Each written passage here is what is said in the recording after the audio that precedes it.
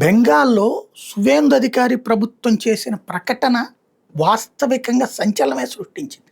ఎందుకు అంటే మమతా బెనర్జీ బంగ్లాదేశ్ వాళ్ళని అక్కడ బ్రతకడానికి ఏదో అనుమతి ఇచ్చింది.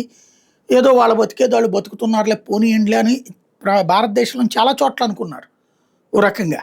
అక్కడోడికి తెలుసు ఆ కష్టం ఏంటో. వాళ్ళ వ్యాపారం పోయి, వాళ్ళ ఆస్తి పోయి అయినా సరే, సరే పోనీలే అనుకున్నారు. కానీ ఇప్పుడు బయటపడింది ఏంటంటే 30 లక్షల మందికి సంబంధించి అంటే అక్కడ ఏదైతే ప్రతి మహిళకి ₹1000 చొప్పున డబ్బులు ఇస్తారు. ఇప్పుడు అది 3000 ఇస్తామన్నారు నెలకి. ఆ ₹1000 స్కీమ్ కిందన డబ్బులు తీసుకుంటున్నటువంటి వాళ్ళు 90 లక్షల మందట. అందులో 30 లక్షల మంది భారతీయులు కాదట.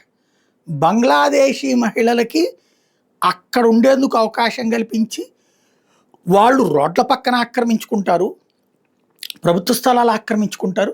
మళ్ళీ వాళ్ళకి నెలకి ₹1000 చొప్పున డబ్బులు మమతా బెనర్జీ ప్రభుత్వం ఇచ్చిందట. ఇప్పుడు అవన్నీ క్యాన్సిల్ చేస్తున్నట్టు ప్రకటించారు.